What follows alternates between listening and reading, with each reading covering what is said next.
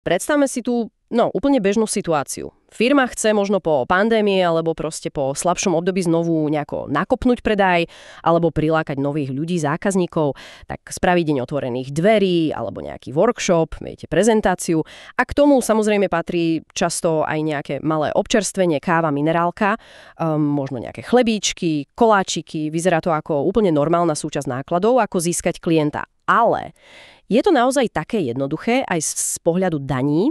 Dnes si teda posvietime presne na túto otázku. Myslím, že trápi naozaj mnohých podnikateľov na Slovensku. Ako je to teda s tou daňovou uznateľnosťou výdavkov na občerstvenie práve pri tých firemných akciách, ktoré majú podporiť predaj? Takže našou misiou dnes bude rozlúsknuť, čo na to vlastne hovoria tie predpisy a prečo.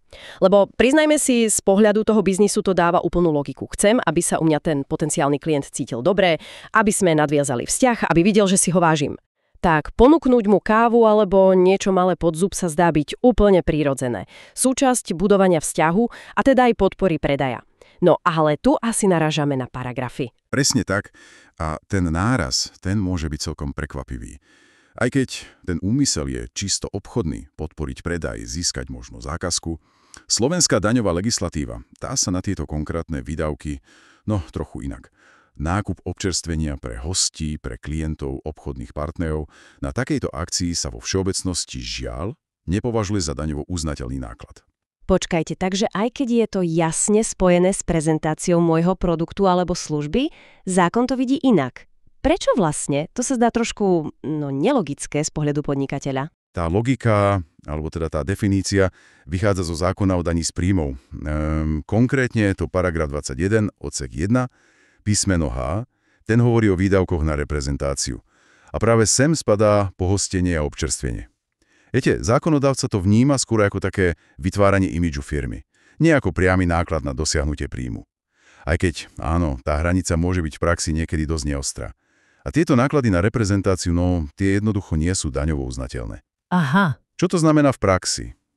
Povedzme, že firma minie, 300 eur na chlebíčky a nápoje pre potenciálnych klientov počas dňa otvorených dverí. Týchto 300 eur si nemôže odpočítať od svojich príjmov pri výpočte základu dane. V konečnom dôsledku tak vlastne zaplatí vyššiu daň z príjmov, ako keby tento výdavok uznateľný bol.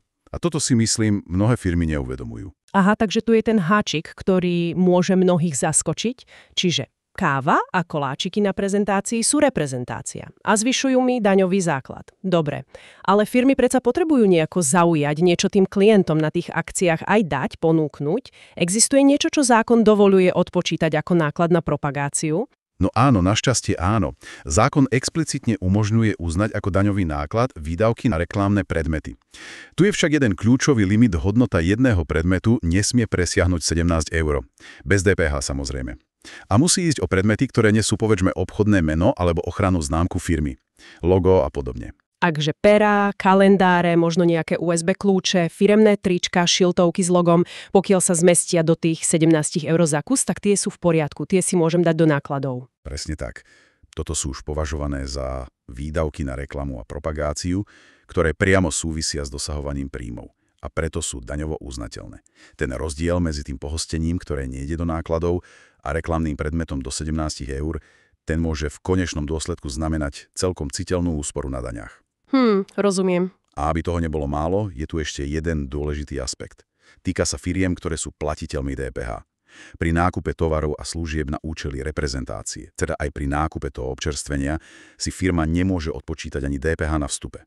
Toto zase upravuje zákon o DPH, konkrétne paragraf 49 odsek 7, písmeno A. Ten vylučuje odpočet dane pri tovaroch a službách na účely pohostenia a zábavy. Takže ten náklad je pre tú firmu vlastne ešte o niečo vyšší. O tú DPH-čku. Rozumiem. Takže je to taká dvojitá rana, dá sa povedať. Nielen, že si firma nezníži základ dane z príjmov o tie náklady na občerstvenie, ale ak je platiteľom DPH, tak ešte príde aj o možnosť odpočtu DPH z týchto nákupov. To už sú potom reálne peniaze navyše, ktoré tá firma musí zaplatiť. Oproti tomu tie drobné reklamné predmety do 17 eur sú teda daňovo oveľa výhodnejšie. Presne. Kľúčovým poznatkom teda je: treba naozaj starostlivo rozlišovať medzi nákladmi na reprezentáciu, to je to občerstvenie, pohostenie, ktoré sú daňovo neuznateľné a bez nároku na odpočet DPH, a nákladmi na reklamné predmety do 17 eur za kus, ktoré sú daňovo uznateľným výdavkom na propagáciu. Na toto treba myslieť už pri plánovaní rozpočtu takýchto firemných podujatí. To je presne tá situácia, kedy si človek povie, že logika versus paragrafy, ale dobre, pravidlá sú dané, čo mala privádia k takej záverečnej myšlienke na zamyslenie. Ak sú tie pravidlá pre priame občerstvenie takéto, no striktné, aké iné, možno kreatívnejšie, ale hlavne daňovo efektívnejšie spôsoby by mohli firmy využiť, aby vytvorili tú žiaducu príjemnú atmosféru a pohostinnosť na svojich akciách? Možno namiesto tých chlebíčkov investovať do nejakej, kvalitnejšej interaktívnej prezentácie produktu, alebo nejaký zážitkový workshop, alebo možno digitálny darček, niečo, čo nespadá priamo pod to pohostenie, ale zanechá rovnako dobrý dojem. Nad tým sa asi oplatí pouvažovať. Určite áno. Nájsť tú správnu rovnováhu medzi pohostinnosťou a daňovou optimalizáciou